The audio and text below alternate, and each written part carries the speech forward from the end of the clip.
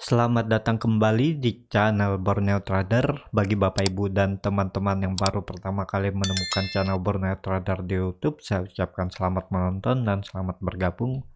Di video kali ini saya akan menganalisa saham-saham dari sektor properti. Yang pertama ada APLN, kedua CTRA, ketiga BSDE, keempat SMRA, kelima BES, keenam LPKR, dan ketujuh ASRI. Kita langsung saja ke saham pertama. Ada APLN yang di hari Kamis kemarin ditutup terkoreksi 0,63% ke harga 156.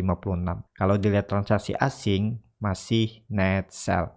Kalau dilihat dari broker summary-nya, APLN juga masih didistribusi. Kita langsung saja ke teknikalnya. Secara teknikal, APLN sudah di area support kuatnya yang terbentuk dari November 2020. Jadi sudah hampir 5 bulan, 3 kali diuji ya. Di November mantul, di Januari mantul, apakah di April ini mantul atau malah lanjut koreksi dan breakdown mengarah ke EMA 200-nya ini, garis merah ini yang saat ini ada di harga 142. Jadi apakah bisa untuk spekulasi buy ASRI di harga sekarang? Ya kalau dilihat dengan membentuk candle doji, ya ada peluang rebound. Karena setiap APLN ini membentuk candle doji di area support, kebiasaannya mantul walaupun volume tipis ya. Nih di 10 Maret doji mantul. Di 4 Januari doji mantul. Jadi ya karakternya seperti itu ya. Memang sering membuat doji terus mantul. Jadi ada peluang rebound minggu ini. Ya, terdekat 170. Kalau ditarik upside cukup lebar juga ya. 8%. Kalau cut loss-nya ya bisa cut loss di 5%-an lah. Nanti kalau mau buyback lagi di bawah sekitar 140 bisa seperti itu, atau mau hold juga sampai bawah boleh, baru cut loss di bawah boleh, cuman agak dalam hampir 12% ya. Untuk APLN kalau dilihat juga APLN ini masih bergerak sideways, range-nya cuman cukup lebar, supportnya 152, resistennya 184, dan juga APLN ini bisa terindikasi membentuk rounding top. Kalau ini nggak mantul ya potensinya bisa ke support selanjutnya. Kalau sering disentuh itu di 120, 128, nggak, saya ambilnya sini ya, ini yang sering disentuh. Jadi di sekitaran 120 untuk potensi selanjutnya kalau APLN juga tidak mampu mempertahankan EMA 200-nya ini di 142. Indikator MACD masih membentuk dead cross dan di bawah 0 masih mengarah ke bawah, bar chart di bawah 0 juga makin dalam. Jadi perlu hati-hati kalau mau spekulasi buy, pakai stop loss ketat ya, 5%, 3%, cut loss saja kalau turun dari support, nanti buyback lagi di bawah kalau ada tanda-tanda pembalikan arah, bisa seperti itu karena market juga belum mendukung ya. ISG di bawah 6.000, jadi sangat perlu hati-hati. Ya, seperti itu aja untuk APLN. Kita langsung saja ke saham kedua, ada CTRA yang di hari Kamis kemarin malah naik 4,1% ke harga 1140. Kalau dilihat transaksi asing malah net sell. Kalau dilihat dari broker summary-nya, CTRA diakumulasi. Kita langsung saja ke teknikalnya. Secara teknikal, CTRA setelah membentuk candle hammer di area support dan juga di area support itu ada support dinamik EMA 60 garis hitam ini, besoknya rebound ya. Sempat terkoreksi, sempat uji support dulu baru rebound, dan ini bisa terindikasi pola morning star. Jadi peluang CTRA terdekat 1200 sampai 1250. Harusnya CTRA mengarah ke atas dulu ya. Apakah habis nyentuh atas terus dia berbalik arah lagi, membuat shadow panjang dari atas ke bawah, bisa seperti itu karena market belum mendukung. Kalau marketnya hijau pekat di hari Senin besok, ya CTRA potensi 1200. Jadi seperti itu untuk CTRA, masih bergerak sideways, range sideways-nya ada di support 1080, resistennya 1250. dan juga itu adalah neckline yang cukup kuat yang terbentuk dari November 2019. Jadi 1,5 tahun lebih sudah gerak atau mempertahankan neckline-nya 1080. Juga ini bisa dikatakan rounding bottom. Ya, ini dia pola ini atau head and shoulder bisa juga, tapi ini terlalu maksa kayaknya ya. Ya yang pasti yang ini ya, rounding bottom. Jadi seperti itu, harusnya memang kuat 1080, makanya terlihat bahkan dari Februari sempat membuat candle rejection terus mantul ke atas rally. Di 26 Februari juga sempat nyentuh terus mantul lagi. Udah beberapa kali di Maret ini, udah 4 kali uji 1080 terus dipertahankan. Ya memang harusnya ini bisa dikatakan support kuat CTRA untuk saat ini. Jadi minggu ini CTRA ada berpeluang rebound melanjutkan kenaikan 1200 resistennya yang akan diuji dan 1250. Indikator MACD masih mengarah ke bawah tapi mulai melandai. Bar chart di bawah 0 juga makin tipis. Volume ya lumayan lah meningkat. Jadi peluang CTRA minggu ini melanjutkan kenaikan minggu lalu. Kita langsung saja ke saham ketiga. Ada BSDE yang di hari Kamis kemarin ditutup di harga 1120 sama harga penutupan pada hari Rabu. Pada hari Rabu terkoreksi 3,86%. Kalau kita lihat transaksi asing malah net buy. Kalau dilihat dari broker summary-nya, BSDE didistribusi. Kita langsung saja ke teknikalnya. Chart teknikal, BSDE juga lagi di area bisa dikatakan support kuatnya karena udah beberapa kali diuji namun tetap dipertahankan. Dan di minggu kemarin BSDE 2 kali membuat candle rejection dan tutup tetap di atas 1110 supportnya. Jadi ada peluang BSDE minggu ini juga bisa rebound kalau ISG mendukung. Terdekat menguji 1160 itu ada gap kecil. Ya ini gap nih terlihat ya, ke situ arah terdekat BSD. Bagi yang punya dari daerah atas, kalau minggu ini BSD kembali koreksi, cut aja. Kalau turun dari low-nya di hari Kamis itu low-nya di 1105, jadi kalau dia turun 1070 atau 1080, cut loss saja dulu, nanti buyback di bawah. Walaupun ya ada support minor selanjutnya di 1040 juga bisa ya. Kalau dilihat dari story sebelumnya ada minor support di 1040, tapi kalau saya lebih baik cut aja dulu kalau dia turun dari 1100. Tapi itu silahkan, keputusan di tangan masing-masing, karena kalau saya lihat BSDE ini bisa juga membentuk pola double top. Jadi kalau cara teori dari neckline ke atas atau ke double topnya itu sama. Jadi ada peluang BSDE itu turun bisa sampai 920, bisa aja menguji neckline-nya ini di 900. Ini kan neckline. Nih, perlu hati-hati kalau BSDE breakdown dari 1100. Ya, seperti itu aja untuk BSDE. Kita langsung saja ke saham ketiga, ada SMRA yang di hari Kamis kemarin ditutup terkoreksi 1,59% ke harga 925.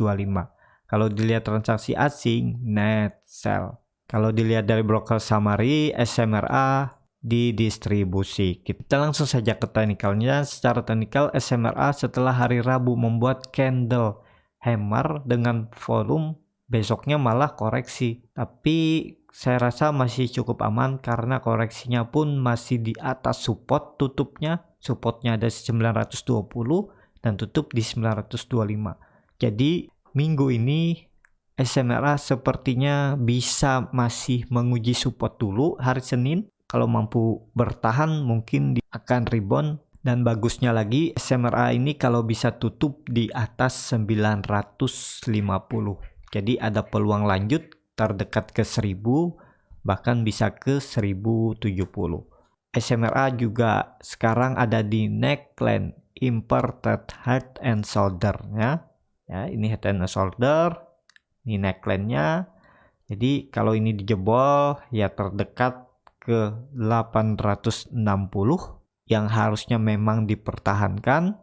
Kalau enggak ada potensi ini kalau dilihat bisa sampai 800 ya, menguji trennya ini. Jadi seperti itu aja untuk SMRA. Indikator MACD mengarah ke bawah, sudah membentuk dead cross, bar chart di bawah 0 juga makin dalam. Jadi peluang SMRA sepertinya coba uji support dulu. Kalau kuat supportnya baru bisa mantul ya. Dan bagusnya SMRA kalau bisa tutup minimal di 960, itu peluang bagus bisa lanjut naik ke 1000. Kita langsung saja ke saham kelima, ada BES yang di hari Kamis kemarin ditutup terkoreksi 0,6% ke harga 150. Kalau dilihat transaksi asing, net buy. Kalau dilihat dari broker summary-nya, BES didistribusi. Kita langsung saja ke teknikalnya. Secara teknikal BES perlu hati-hati karena BES sudah 3 candle di bawah support 155 dan sudah di bawah EMA 200-nya 5 candle. Jadi sangat perlu hati-hati BES kalau minggu ini nggak mampu naik lagi ke atas 156, lebih bagus lagi 160, ada peluang BES akan melanjutkan penurunan sampai 138 ya. Ini jadi peluang BES bisa turun sampai 138 kalau minggu ini nggak mampu naik minimal di 156, lebih bagus di 160 di atas EMA 200-nya, garis merah ini ya. Jadi seperti itu untuk BES, perlu hati-hati. Apakah bisa spekulasi buy? Mending kalau saya wait and see aja dulu, sangat beresiko. Dan juga yang punya dari daerah atas yang belum ataupun nggak mau cut loss ya harus siap kalau dibawa BES sampai 140 ya, seperti itu. Indikator MACD sudah membentuk dead cross juga, masih di bawah 0 di daerah oversold dan mengarah ke bawah. Bar chart di bawah 0 juga terbentuk. Volume biasa aja ya, nggak terlalu signifikan. Jadi ya minggu ini penentuan untuk BES, mampukah kembali ke atas resisten atau malah melanjutkan penurunan. Kita langsung saja ke saham ke-6. Ada LPKR yang di hari Kamis kemarin ditutup naik 1,55% ke harga 1196. Kalau dilihat transaksi asing malah net buy.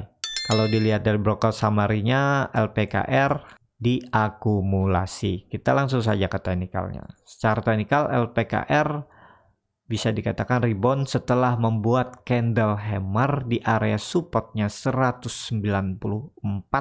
Jadi ada peluang LPKR minggu ini akan menguji resisten terdekat di 200 sampai 204, ada EMA 60-nya garis hitam ini. Peluang LPKR cukup bagus karena LPKR juga di area range sideway-nya yang terbentuk dari Januari 2021. Range sideway-nya supportnya ada di 194, resistennya ada di 218. Apakah bisa spekulasi buy? Ya, sekarang di area support ya. Kalau mau spekulasi buy ya buat trading plan-nya cut loss saja. Misalnya kalau turun dari low-nya di hari Rabu. Low hari ke Rabu ada di 187, ya bisa cut loss di 186 atau 185. Ya, seperti itu aja untuk LPKR. Kalau dilihat histori sebelumnya, harusnya LPKR mempertahankan supportnya 194 karena itu dulunya adalah neckline resisten double bottomnya sebelum LPKR rally naik sampai 250 dan sekarang lagi koreksi dan mulai melandai setelah rebound dari 164. Yang mau boleh, tapi ini disclaimer on, bukan ajakan untuk membeli ya, sesuaikan dengan profil resiko masing-masing buat trading plan dan disiplin. Karena nggak ada sistem trading yang holy grail, yang setiap open posisi atau open buy selalu bisa jual untung. Ya, seperti itu aja untuk LPKR. Kita langsung saja ke saham terakhir, ada ASRI yang di hari Kamis kemarin ditutup naik tipis 1,88% ke harga 216. Kalau dilihat transaksi asing seminggu kemarin net sell. Kalau dilihat dari broker summary-nya, ASRI diakumulasi.